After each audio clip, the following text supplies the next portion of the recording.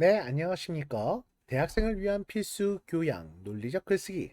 오늘은 바로 고쳐쓰기에 대해서 알아보는 시간을 갖도록 하겠습니다. 여러분도 아시다시피 글이란 건요, 그냥 단순히 한 번에 완성되진 않죠. 정말 뭐 예전에 뭐 한석봉 씨나 뭐 약간 이런 과거의 위인이 한 번에 어떠한 글이나 시를 막 휘갈겨서 이렇게 완성을 했다. 뭐 모차르트 같은 천재도 막 뭐 1분 만에 어떤 곡이 나왔다 뭐 할까 이런 식으로 얘기하는 경우가 있지만 실제로 우리가 뭐 그 정도의 사람이 아니기 때문에 대부분은 어떠한 과정을 거칠 필요가 있습니다. 그리고 그 과정이라는 게 일반적으로 봤을 때 고쳐 쓰기의 과정인 거죠. 이걸 글을 잘 쓰면 잘 쓸수록 이 부분이 정말 문제가 많이 되고 있는 것 같아요. 저도 논문 같은 걸 쓸 때 보면 뭐가 안 좋은지가 계속 보이니까 자꾸 고치게 돼서 더 시간이 많이 걸리는 것 같습니다. 여러분도 비슷할 거라고 생각을 합니다. 그런데 이 부분이 배제가 되잖아요. 고쳐 쓰기 과정에 배제가 돼요. 구성을 하고 표현을 했어. 한 번에 쓰고 완성. 그러면 글을 많이 봤던 사람 입장에서는 여기서 뭐가 문제인지 어떤 점이 아쉬운지가 계속 드러날 수밖에 없을 겁니다. 이 비교가 있겠죠. 예를 들어서 보면 여러분이 어떠한 글을 썼을 때 글을 평가하는 사람들 있잖아요. 그 교수가 될 수도 있고 뭐 직장 상사가 될 수도 있고 대부분 여러분의 글을 쓰는 독자라는 케이스는 여러분의 이제 직장이라든가 위치에 따라 다르겠지만 초반에는 거의 다 어떻게 여러분을 평가하는 입장에 쓰는 사람일 확률이 높아요. 그런 사람 입장에서 봤을 땐 뭐가 문제겠습니까? 여러분들의 글의 아쉬운 부분, 잘못된 부분들을 확인할 수 있겠죠. 이건 역도 마찬가지예요. 그럼 여러분이 그만큼의 다양한 형태의 경험과 체계를 쌓아서 글쓰기를 잘한 다음에 나중에 돼서 글을 썼어요. 그때는 왜 고쳐쓰기가 필요하냐? 바로 이것 때문이죠. 여러분의 독자에 대한 이해가 달라질 수밖에 없기 때문입니다. 만약 여러분이 40대고 50대인 상황에서 글을 썼어요. 그런데 여러분의 글을 20대가 이해할 수 있는가? 그건 전혀 별개의 내용인 거죠. 그 시대의 20대가 어떻게 달라지는지 알 수가 없으니까요. 그렇지 않겠습니까? 생각해 보시기 바랍니다, 여러분. 여러분이 지금 우리가 이 수업 중에서 다루었던 여러 가지 예시 중에 보시면 예시가 너무 별로다, 혹은 어렵다, 난이도가 있다, 이렇게 생각하시는 경우가 꽤 있을 거예요. 왜냐? 기성세대들이 본인들의 입장에서 쓴 글이기 때문이죠. 표현하는 방식 같은 것도 마찬가지고. 그럼 보다 나은 형태의 글쓰기를 위해서 고쳐 쓴다는 건 단순히 문장 구조뿐만 아니라 이러한 것들도 다 고려해서 접근해야 될 필요가 있다는 겁니다. 그래서 오늘 여러분과 함께 이 논리적 글쓰기 중에 고쳐쓰기, 퇴고 과정에 대한 측면을 함께 이야기를 나눠보고자 합니다. 자, 그럼 들어가 볼까요? 자, 고쳐쓰기 전에 여러분이 한번 확인해 봐야 될 건 본인이 어떤 식으로 글을 쓰는지에 대해서 한번 확인을 해볼 필요가 있어요. 자, 한 단어 한 단어, 한 문장을 심사숙고해서 글을 쓰십니까? 아니면 일사천리로 글을 적어낸 후 글을 고치고 또 고치는 스타일이신가요? 한번 생각해 볼까요? 대부분 후자일 확률이 좀 높지 않나요? 네? 후자 왜 하나하나 왜냐면 빨리 해야 되니까요. 빨리 해야 되는 게 많으니까 후자가 많겠죠. 저도 후자를 추천드려요. 이게 딱 좋은 글이다, 완벽한 정답이다라고 말할 수는 없으나 빨리 작성하고 고치는 것이 실제 완성도를 위해서는 더 효과적이죠. 왜냐면 처음 머릿속에서 처음부터 끝까지 다 완벽하게 계획하고 쓰는 게 아니라 어느 정도는 큰 틀만 잡아놓고 쓰는 경우가 많기 때문입니다. 이 글쓰기 과정에서 고쳐쓰기는 마지막 단계이긴 해요. 하지만 단선적, 일방향적인 건 아니에요. 구상하고 표현하고 고쳐쓰기. 이 흐름으로 가죠. 그럼 고쳐쓰기 하면 끝나느냐? 아니죠. 고쳐쓰기에서 정말 문제가 되는 측면이 나오면 다시 구상으로 반영을 하거나 표현해서 반영을 할 수도 있다는 겁니다. 그렇기 때문에 이건 일회적인 작업이라고 말하긴 힘들어요. 글쓰기에선 이 세 가지 구상과 표현과 고쳐 쓰는 과정이 복합적이고 반복적이고 다 연계가 돼 있고 계속 반복이 되고 순환적 로테이션 되면서 이루어진다는 것입니다. 그럼 이런 고쳐쓰기에서 우리는 뭐에 염두를 둬야 될까요? 첫 번째는 내가 쓴 초고는 부족한 점이 있을 수밖에 없다라는 거예요.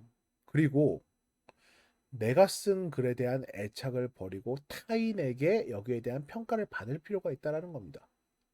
왜냐하면 여러분이 쓴 글은 여러분이 고심해서 만든 글이에요. 그렇기 때문에 여러분이 잘못된 점이 잘 안 보입니다. 이건 저도 마찬가지예요.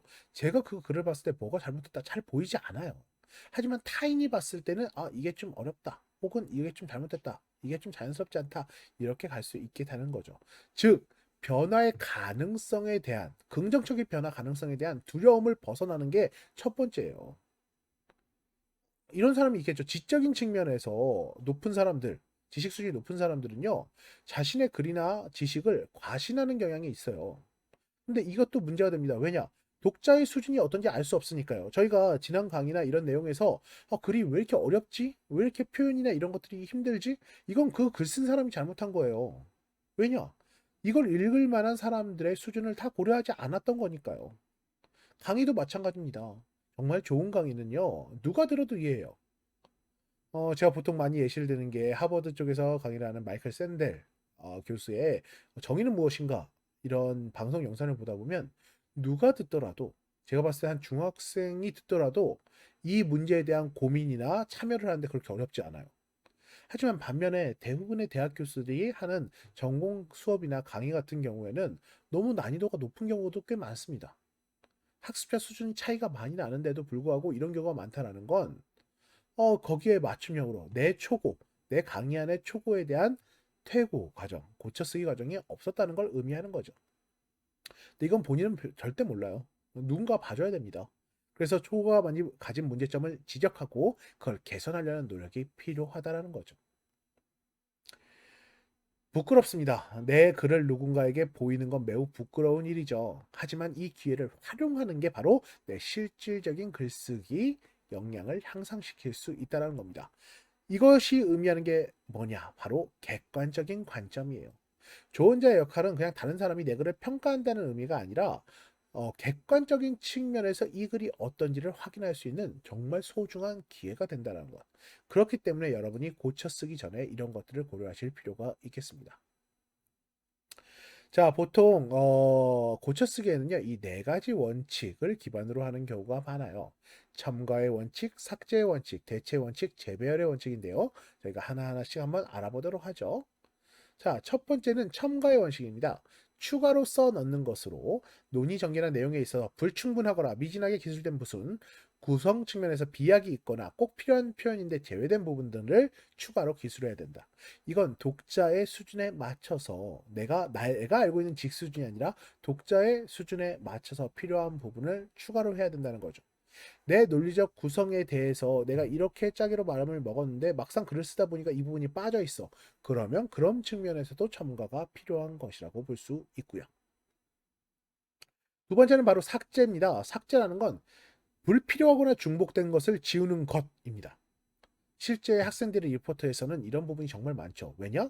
여기저기서 갖고 온 경우가 많으니까요. 컨트롤 C, 컨트롤 V 과정을 통해서 갖고 오다 보니까 예시나 내용이 비슷함에도 불구하고 근거가 비슷함에도 불구하고 그냥 문단만 나누어서 추가돼서 글이 작성될 있을 확률이 높습니다. 그렇기 때문에 굳이 내가 필요 없는 것들에 대해서 지우는 과정이 필요하다는 거죠.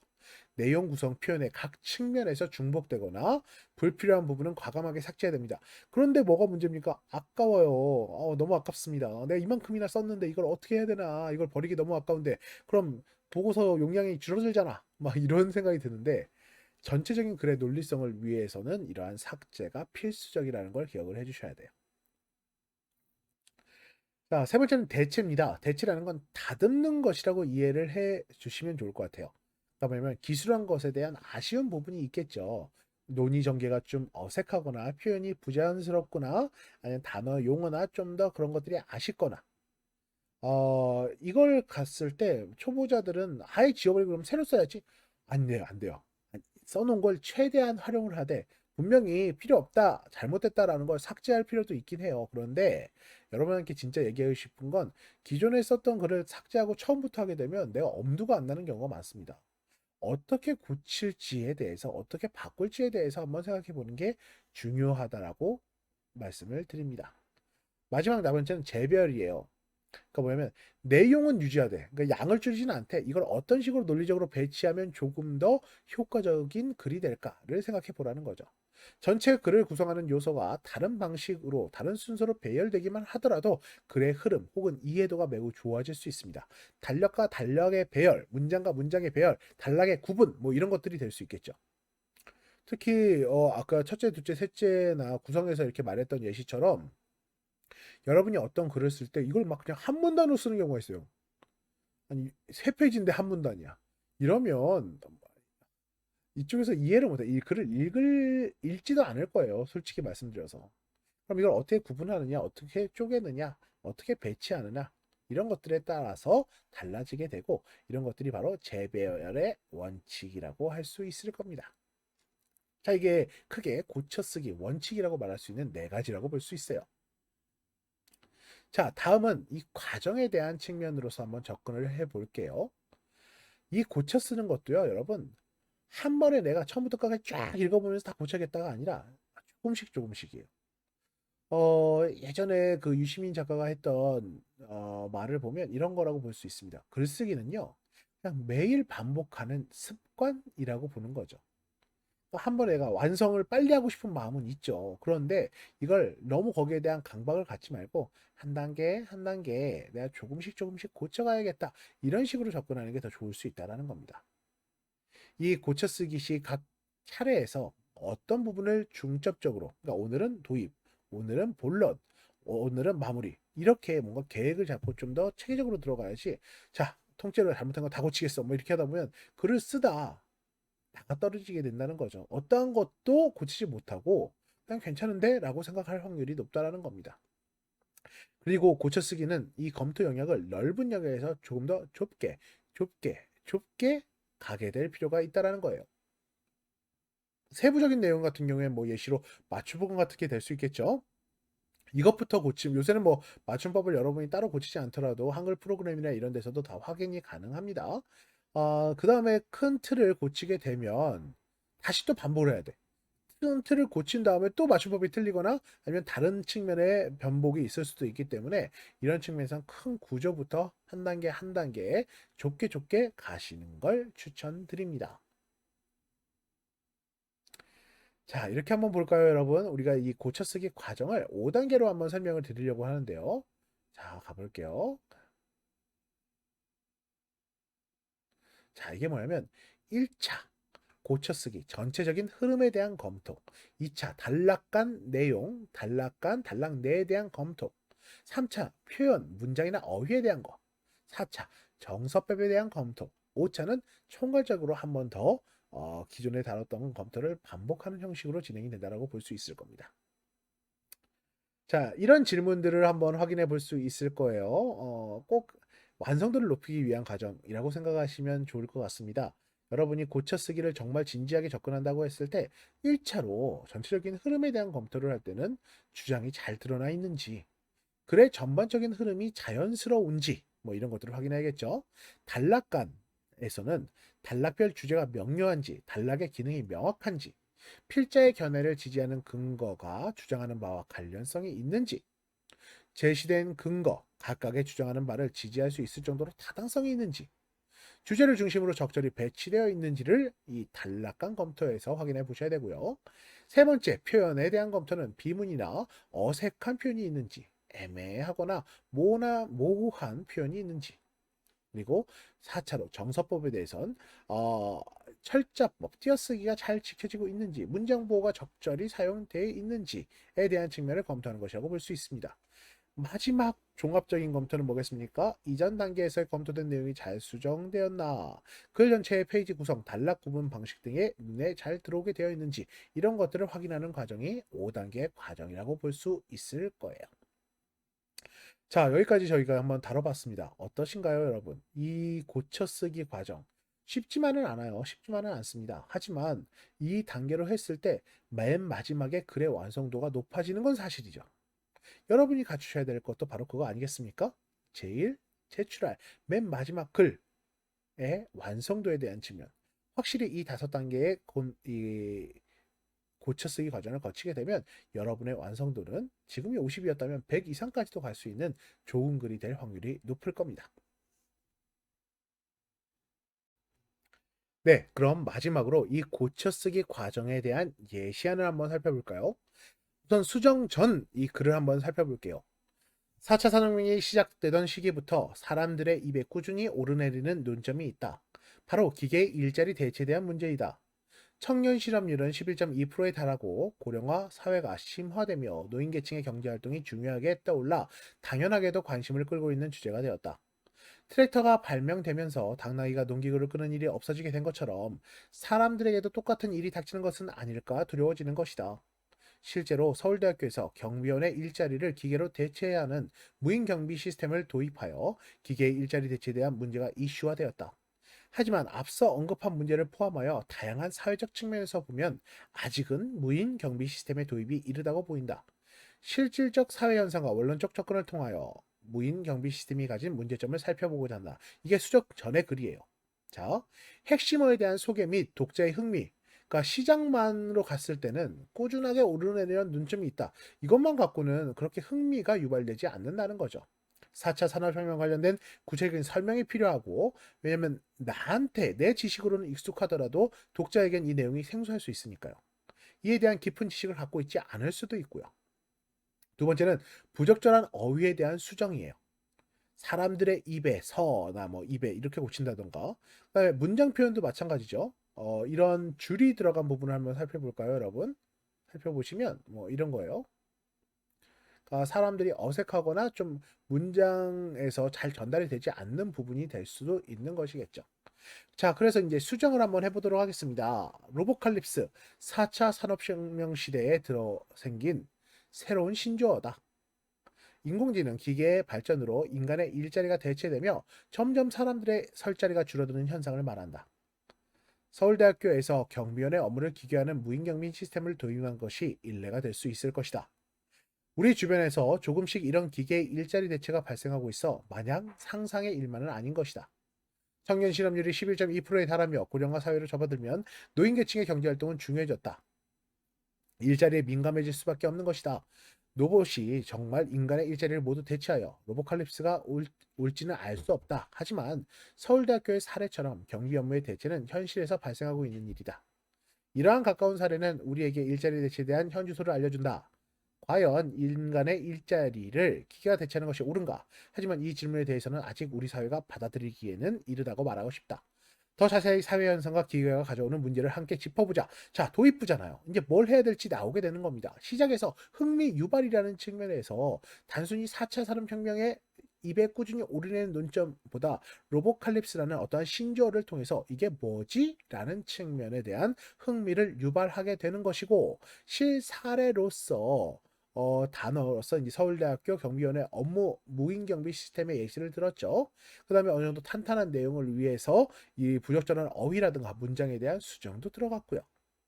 그러니까 이런 과정이 바로 고쳐쓰기를 통해서 바꿔질 수 있는 내용이라는 겁니다. 아, 분명 사람에 따라서는 첫 번째 글이 더 쉬운데라고 접근하는 사람들도 있을 겁니다. 수정을 했는데도 접근이나 방향성에 따라서 아니면 제대로 된 접근이 아니거나 제대로 된 태고가 아니어서 문제가 되는 경우가 있을 수도 있겠죠. 하지만 여러분이 고려하셔야 될 건 뭐냐? 그렇다 할지라도 고쳐쓰기 과정은 결국 전체적인 글의 완성도, 피드백이라는 것까지 다 포함한 완성도를 높이는 과정이기 때문에 여러분이 일상에서 시도하실 필요가 있다는 겁니다.